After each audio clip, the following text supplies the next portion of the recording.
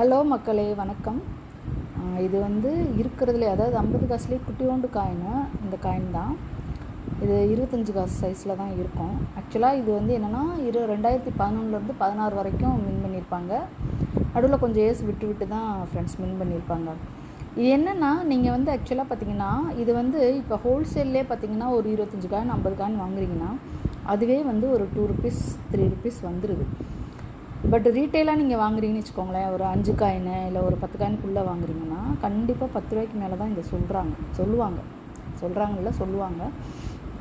So நான் என்ன சொல்ல வரேன் அப்படின்னா, நீங்கள் உங்கள் கலெக்ஷனில் கொஞ்சம் காயின்ஸை வந்து கொஞ்சம் ப்ரிசர்வ் பண்ணி வைங்க. ஏன்னா இருக்க இந்த காயின் வந்து எப்படி சொல்கிறது, தேடி கிடைக்கிற இடத்துல நீங்கள் வந்து வாங்கி வச்சுக்கிட்டிங்கன்னா இது வந்து சின்ன இன்வெஸ்ட்மெண்ட்டு தான் ஃப்ரெண்ட்ஸ்.